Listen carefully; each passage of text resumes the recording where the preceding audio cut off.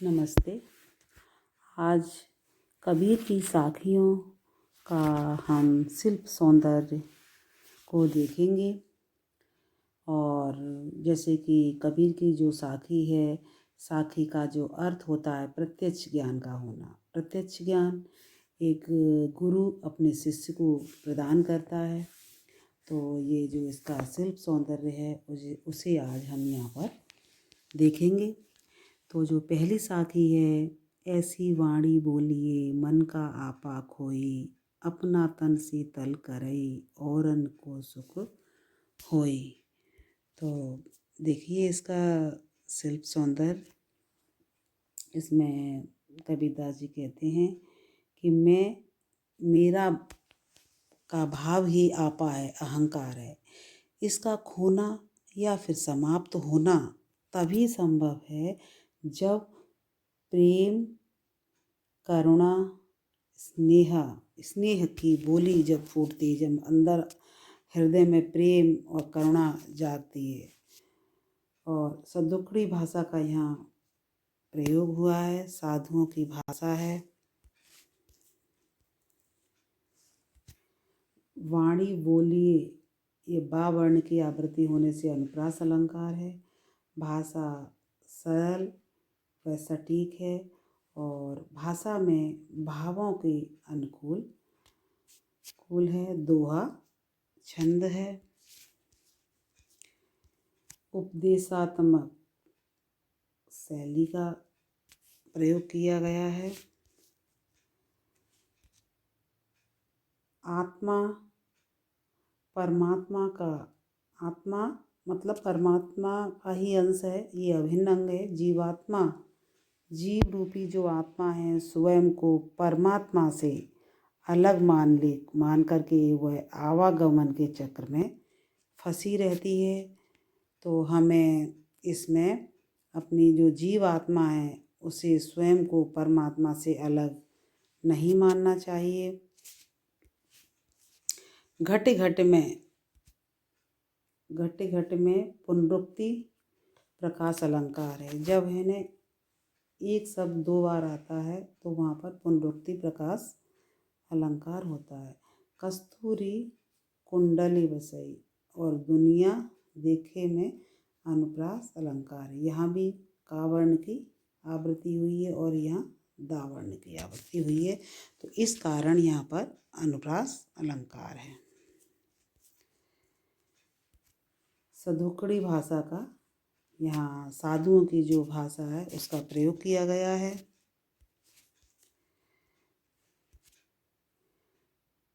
Third number जो दोहा है हमारा, जैसे अभी आपने ऐसी वाणी बोलिएगा सुना, उसके बाद कस्तूरी कुंडल बसई मृग ढूंढई बन माही, ऐसे घट घट राम है दुनिया देखे नाही। तीसरा है हमारा,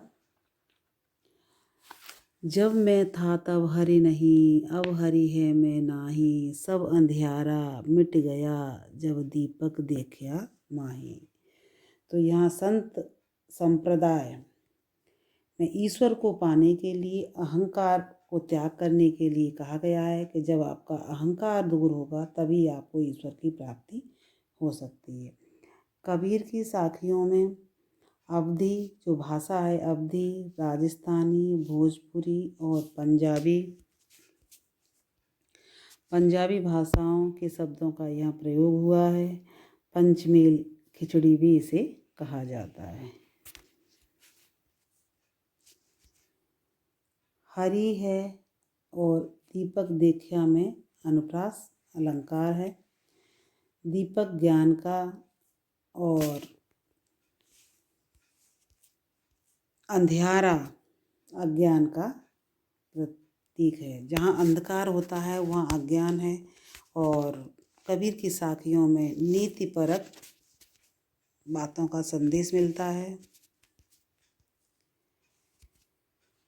फोर्थ है हमारा, सुखिया सब संसार है खाए अर सोबई, दुखिया दास कबीर है जागई अर रोबई। तो यहाँ जागई अर रोबई यहाँ पर इसका जो मर्म है वो कबीर क्या बताना चाहते हैं कि वो संवेदनशील हैं और वे राम के भक्त हैं। तो लोगों का धर्म के स्वरूप को ना समझना, मतलब ये धर्म के आधार पर नहीं चलते हैं और पवित्र जीवन के स्थान पर बाहरी आडंबर को अपनाते हैं वे। कबीर के दुख का यही कारण है कि वे बाहरी आडंबर को अपनाते हैं जो सच है और धर्म के आधार पर नहीं चलते। प्रेम, करुणा, क्षमा का स्थान हिंसा और अलगाम ले रहा है। तो ईश्वर के प्रति समर्पण के स्थान पर अहंकार, जो ईश्वर के प्रति अपने आप को समर्पित करने की जगह उनमें एक अहंकार पैदा हो रहा है। तो मनुष्य को देखकर कबीर की नींद उड़ जाती है और वे चिंतित हो जाते हैं। सुखिया सब संसार है, दुखिया दास कबीर। सुखिया सब संसार है, दुखिया दास कबीर में सवर्ण की आवृत्ति हुई है। सवर्ण की आवृत्ति होने से अनुप्रास अलंकार है। यहाँ पर दावर्ण की है, दुखिया दास, और यहाँ सावर्ण की, सुखिया सब। तो यहाँ पर अनुप्रास अलंकार है, एक वर्ण की आवृत्ति हो रही है। आगे है फिफ्थ साखी। बिरह बुभंगम तन बसई, मंत्र न लागई कोई, राम वियोगी ना जिवई, जिवई तो बोरा होई। तो यहाँ जो विरह है, विरह क्या है? विरह रूपी जो पीड़ा है, किसी के वियोग में, ईश्वर के वियोग में रह कर के जीने की जो इच्छा होगी, तो सर्प और यहाँ पर विष का उदाहरण दिया गया है। विरह भुभंगम में रूपक अलंकार है, जो विरह है वही सर्प है, विष है। भाषा पंचमेल खिचड़ी है, 5 भाषाओं का मेल है। यहाँ पर सदुकड़ी भाषा है। 6 साखी। निंदक नेड़ा राखिए, आंगन कुटी बधाई, बिन सावण पाणी विना, निर्मल करे सुभाई।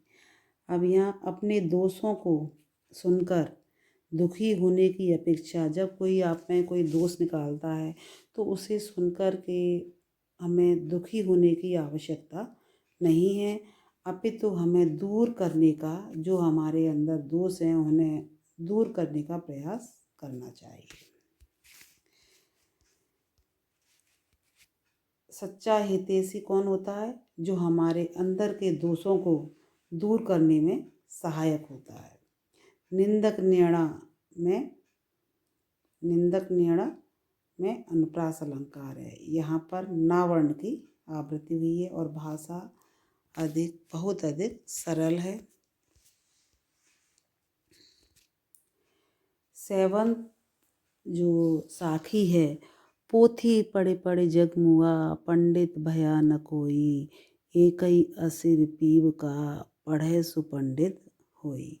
तो यहाँ कबीरदास जी क्या कहते हैं कि कबीर ज्ञान की अपेक्षा प्रेम की अनुभूति को अधिक महत्व देते हैं। और पोथी पढ़े पढ़े में यहाँ पर पावर्ण की आवृत्ति हुई है। पोथी पढ़े पढ़े में अनुप्रास अलंकार है। सदुकड़ी भाषा का प्रयोग हुआ है। पंचमेल खिचड़ी है उनकी भाषा। और ये 8 नंबर है साखी का। हम घर जाल्या आपना, लिया मुराना हाथी, अब घर जालों तांस का, जे चले हमारे साथी। तो जो बाहरी संसार को भस्म करने के लिए हमें मशाल चाहिए, जिससे हम अपने बाहरी संसार को, जो भी मतलब सुख सुविधाओं में हम लिप्त हैं, उनको हमें जलाना है। और आंतरिक विकारों को दूर करने के लिए ज्ञान रूपी अग्नि हमें चाहिए। जब ज्ञान रूपी प्रकाश होगा तो अंधकार, जो अज्ञान रूपी अंधकार है, स्वतः ही नष्ट हो जाएगा। प्रतीकात्मक शब्दों का यहाँ पर प्रयोग किया गया है। यहाँ प्रतीक उन्हें माना गया है। और घर तथा मशाल शब्दों के प्रयोग की प्रतीकात्मक शैली सुंदर बन पड़ी है। यहाँ सरल भाषा का प्रयोग किया गया है।